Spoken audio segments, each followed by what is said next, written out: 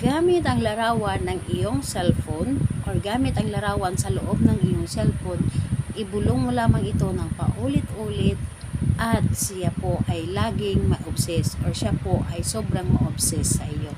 Hello mga guys, kumusta kayo? Panibagong araw, panibagong video na naman tayo.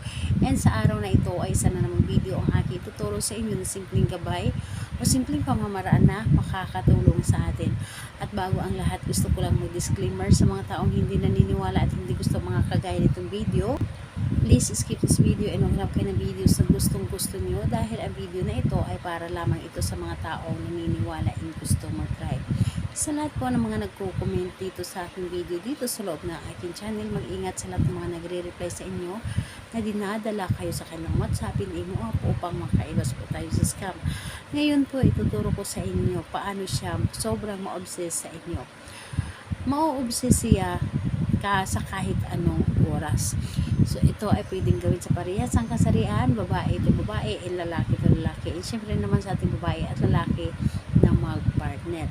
And dito po, pwede mo itong gawin kahit na kayo ay magkalayo at magkalapit sa isa't isa.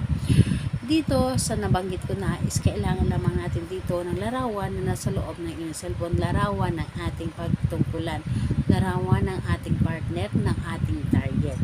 And ayun po, kapag ready na yung larawan niya, and alam mo naman na mayroon kang larawan niya sa loob ng iyong cellphone, i-claim mo muna sa iyong sarili ang dapat mong gawin. I-claim mo na gustong-gusto mo itong gawin. I-claim mo sa iyong sarili na ito ay para sa inyo. And ayun po, buo ang inyong loob sa inyong paggawa. Dapat paniniwala din. Dahil kapag gumagawa ka ng isang bagay at kulang ka sa tiwala or hindi ka naniniwala at hindi ka nagtiwala, masasayang lamang ang inyong paggawa nito ay hindi ito gagana. Dapat po kailangan buo ang inyong loob, tiwala at paniniwala po talaga sa inyong paggawa. Ngayon kapag ready ka na, pwede mo na itong umpisahan. So dito po, ang gagawin mo lamang buksan ang inyong cellphone. Buksan ang inyong cellphone, hanapin ang larawan ng inyong target, and kapag nahanap nyo na ang larawan ng inyong target, and siguraduhin po ninyo na yung larawan ng target ninyo ay clear photo po ito. At hindi ito blur or hindi ito nakatagilid, and okay lang naman nakatagilid yan, and yung mga mata niya na para bang tinititigan kanya.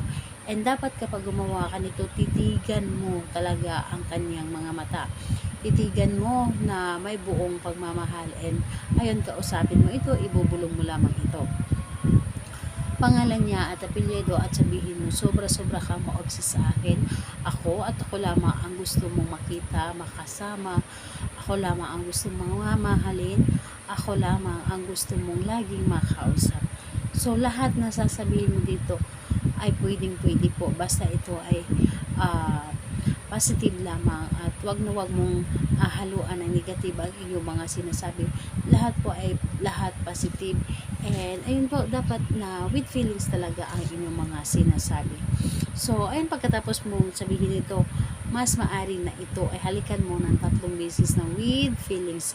Halikan mo na para bang hinahalikan mo siya sa personal. So ayun, ipaparamdam mo ang inyong pagmamahal habang ito ay inyong ginawa. Ipaparamdam mo sa kanyang larawan ang iyong buong pagmamahal. Para kung ano man yung ginawa mo, ano man yung pinaparamdam mo, yun din ang mararamdaman niya sa iyo. So, ayun po, sinasabi ko na kahit anong araw at oras, pwede mo itong gawin. Kahit saan man kayo, pwede mo itong gawin. Titigan mo lamang ang kanyang larawan. Ayun po, salamat po sa inyo. Bye bye everyone. God bless us all.